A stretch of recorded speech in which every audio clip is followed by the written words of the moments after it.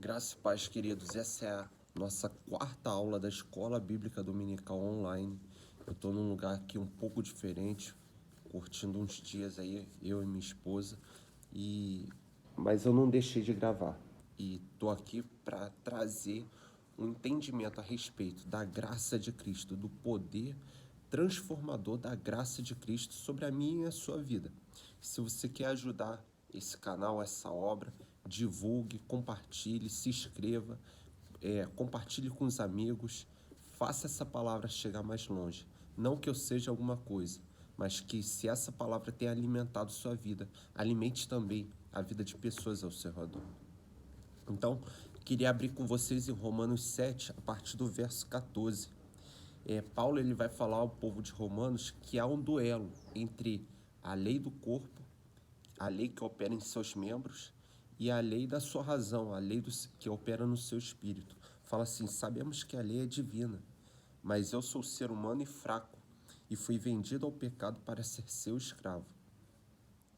Eu não entendo o que faço, pois não faço o que gostaria de fazer. Pelo contrário, faço justamente aquilo que odeio. Se faço o que não quero, isso prova que reconheço que a lei diz o que é certo. E isso mostra que, de fato, já não sou eu quem faz, mas o pecado que vive em mim e que faz. Quando você é batizado nas águas, a sua velha criatura ela continua viva, ela não fica enterrada. Agora você vai ter um duelo entre a vontade do Espírito, recriado, nascido de novo, e a vontade da carne, que ainda vai continuar a existir. Porque quando você nasce de novo, o seu espírito é recriado, o seu corpo, a sua mente, as suas emoções continuam as mesmas, mas você agora tem poder dos céus para subjugar os atos do corpo, para subjugar a vontade carnal. Mas essa vontade ela não some. E é isso que Paulo aqui ele relata no capítulo 7 de Romanos, a partir do verso 14, da vontade que ele ainda tem de fazer aquilo que é errado, do que não agrada. Mas ele fala que há uma outra lei que age na sua mente e que é a lei que é boa, que é a lei de Cristo. Verso 21. Assim, eu sei o que acontece comigo é isso. Quando eu quero fazer o que é bom, só consigo fazer o que é mal. Dentro de mim, eu sei que gosto da lei de Deus, mas vejo uma lei diferente agindo naquilo que faço, uma lei que luta contra aquele que é a minha mente, do que a minha mente aprova. Ela me torna prisioneiro da lei do pecado que age no meu corpo. Então, existe uma lei do pecado que vai tender a nossa vontade carnal, que vai guiar a nossa vontade carnal. Mas olha o livro, o capítulo 8 de Romanos. Agora já não existe condenação para as pessoas que estão unidas com Cristo Jesus. Essa versão que eu estou lendo é a NTLH, versão dos dias de hoje. Pois a lei do Espírito de Deus, a graça de Cristo, que nos trouxe vida por estarmos unidos com Cristo, livrou você e eu da lei do pecado e da morte.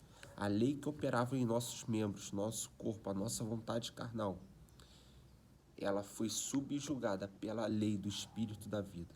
Aí somos chamados a andar nessa lei, a andar em santidade, a buscar essa obediência. O próprio Deus que nos chama para andar em santidade.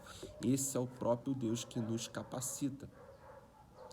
1 Coríntios, capítulo 10, vai falar que a tentação ela é humana, que a tentação não vem além das nossas forças e que Deus, ele nos supre no meio da tentação, ele nos dá livramento. Então é um Deus de graça que nos chama para uma vida de obediência e ao mesmo tempo nos capacita para andar nesse caminho. E a gente vê aqui Romanos 7, Romanos 8, a gente vê o cenário, porta, caminho e alvo, e santificação, glorificação. Porta, caminho e glorificação. Justificação, santidade e a glorificação do corpo. As três etapas da graça, as três etapas da salvação, que é a justificação, a obediência, que é a jornada de vida cristã, e a glorificação futura dos corpos, santificação inicial, progressiva e futura. Porta, caminho e alvo. Cristo Jesus nos dá graça para cada etapa nós éramos inimigos de Deus por causa do pecado que habitava na nossa natureza, mas fomos reconciliados com Cristo Jesus, porque Deus, na plenitude dos tempos, enviou seu Filho, Jesus Cristo. E porque éramos inimigos por uma questão de natureza, ele envia Jesus, ele dá o primeiro passo, ele vem na nossa direção. E quando Jesus é crucificado, o véu se rasga de cima a baixo, ou seja, é a ação de Deus para nos resgatar. E a partir daí, porque cremos na obra dele por nós, somos justificados e chamados agora a uma vida de obediência. E essa é a santificação progressiva, é a nossa jornada de vida aqui. E vai falar aqui em Romanos 8, verso 9. Vocês, porém, não vivem como manda a natureza humana, aleluia, mas como o Espírito de Deus quer, se é que o Espírito de Deus vive realmente em vocês. Quem não tem o Espírito de Deus não permanece nele. Mas se Cristo vive em vocês, então, embora o corpo de vocês vá morrer, por causa da natureza do pecado, nós vamos falecer, não vamos viver como era no tempo de Adão, que o homem vivia quase que 1 milênio. Vamos morrer por causa do pecado.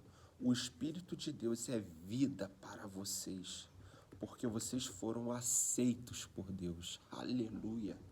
O Espírito de Deus, essa palavra é vida, é zoe, vida por dentro, vida por fora. No grego, essa palavra é traduzida por zoe, uma vida que flui de dentro para fora. É a vida do próprio Deus. Sim, vocês vivem o Espírito daquele que ressuscitou Jesus. Então, aquele que ressuscitou Jesus Cristo dará também vida ao corpo mortal de vocês. Zoe, a vida de Deus fluindo de dentro para fora, porque o nosso espírito foi recriado. O próprio Espírito testifica com o nosso espírito, aleluia, que somos filhos amados de Deus. Por meio do seu Espírito que vive em nós. Portanto, meus irmãos, não temos uma obrigação de não vivermos de acordo com a nossa natureza humana. Então, nós não temos obrigação de obedecer à natureza humana, não. Nós temos obrigação de obedecer à lei de Deus, à graça. A graça pelo que ele fez, porque nós éramos inimigos, mas nós fomos conquistados de volta, reconciliados com Cristo Jesus, aleluia. Aí vai dizer aqui, o verso 14 é poderosíssimo. Pois aqueles que são guiados pelo Espírito de Deus são filhos de Deus. Ser guiado pelo Espírito de Deus é estar sensível ao Espírito Santo, o que ele tem falado, o que ele tem ministrado. Eu creio que Deus tem falado há muito tempo com você determinadas coisas, para você tomar determinadas atitudes. E você e eu temos que ouvir, ter percepção espiritual para ouvir o que Deus tem falado, seja através de uma pregação, seja através da leitura da palavra, seja através da vida do seu pastor, seja através de pessoas. Deus, ele tem falado. E como é que eu sei que Deus fala? Porque a palavra de Deus, ela pode até nos confrontar, ela vai nos confrontar, certamente, mas ela vai trazer paz. Seja a paz de Cristo o árbitro da vossa consciência. A palavra de Deus, ela não vai trazer dúvida. A palavra de Deus, ela não vai trazer depressão, medo, não. Ela vai trazer paz. E aquela palavra que você ouve, por mais que ela te confronte, ela vai trazer paz. E essa é a voz do Espírito Santo. Aqueles que são filhos de Deus conhecem a voz do seu Pai. Mas isso é um exercício contínuo, uma vida andando e ouvindo a percepção, a direção de Deus sobre a minha e a sua vida. Amém?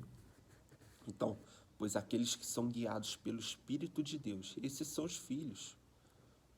Porque o Espírito que vocês receberam de Deus não torna vocês escravos e não faz com que tenham medo. Por isso eu falo que a direção do Espírito Santo não traz medo, mas traz paz. Pelo contrário, o Espírito torna vocês filhos de Deus. E pelo poder do Espírito, dizemos com fervor de Deus, Abba, Paizinho. Temos um relacionamento, uma intimidade com o próprio Deus. porque o Espírito Santo testifica em nós que somos filhos amados, amém? E no verso 18 vai falar da glorificação, da santificação final, do alvo da nossa graça. E eu penso que, se sofrermos durante a nossa vida, nada pode ser comparado, de modo nenhum, com a glória que nos será revelada no futuro. O universo todo espera, com muita impaciência, o momento em que Deus vai revelar aos seus filhos quem realmente são. Pois o universo se tornou inútil, não pela sua própria vontade, mas porque Deus quis que assim fosse. Porém existe, aleluia, essa esperança. Um dia o próprio universo, o mundo, ficará livre do poder destruidor que o mantém escravo e tornará parte na gloriosa liberdade dos filhos de Deus. Esse dia vai ser quando seremos transformados de um corpo mortal, o nosso corpo mortal, para um corpo imortal, para um corpo glorificado. 1 Coríntios 15, do verso 50 ao 53, vai falar que vai ser no abrir e piscar de olhos, ao ressoar da última trombeta. Nós, primeiros mortos, ressuscitarão incorruptíveis, e nós, os vivos, seremos transformados. Aleluia!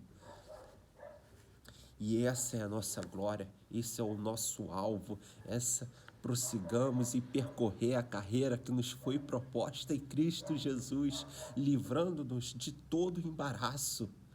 Às vezes o que está te embaraçando na tua carreira, de repente não é nenhum pecado, mas é algo que traz peso e que você não consegue correr. Mas eu declaro, em nome de Jesus, você ficando livre de todo pecado, de todo embaraço e correndo a carreira que nos foi proposta em Cristo Jesus para o prêmio da soberana vocação nele, que é a glorificação dos nossos corpos. O dia que encontraremos o Senhor da glória. Aleluia! Glória a Deus por isso, amém, amados? Então, esse é o nosso alvo, a glorificação, a salvação que há somente em Cristo Jesus. E nós temos uma carreira aqui nessa terra. Nós temos uma carreira que nos foi proposta, um chamado. Todos nós fomos comissionados a cumprir o chamado geral de Cristo, que é o ir de pregar o Evangelho. Mas dentro desse chamado, dentro do corpo, existe uma vocação específica. Efésios 4, no verso 1, vai dizer que uns são mestres, outros evangelistas, outros apóstolos, outros pastores. Cada um tem um chamado, cada um tem uma funcionalidade dentro desse corpo. Um é a mão, outro é a cabeça, outro é o pé, de forma que o corpo não pode se mover. A igreja de Cristo sobre a face da terra não pode se mover se uma parte estiver doente, se uma parte não cumpriu aquele propósito para o qual foi chamado. 1 Coríntios 3, do verso 11 ao verso 15, vai dizer que o dia do fogo provará as nossas obras. Sim, nós os salvos em Cristo Jesus seremos julgados no tribunal de Cristo. Não é um tribunal condenatório, mas é um tribunal recompensador, é o tribunal do galardão. É o dia que receberemos o nosso galardão. E o galardão está envolvido em cumprir aquele propósito que eu e você fomos chamados. Você pode cumprir o seu propósito na sua vida secular, na sua igreja, na sua casa, no seu bairro, aonde você mora. Você foi chamado por Cristo. E o que você tem recebido não pode terminar em você, mas tem que fluir através de você. Então, na aula que vem, a gente vai ver um pouquinho mais sobre o tribunal de Cristo, sobre o galardão, sobre o prêmio que vamos receber após a glorificação dos corpos, amém? Que essa aula venha impactar a sua vida, que você seja grandemente impactado por essa graça transformadora. E, é claro, fique sensível à direção do Espírito Santo. Em nome de Jesus. Amém.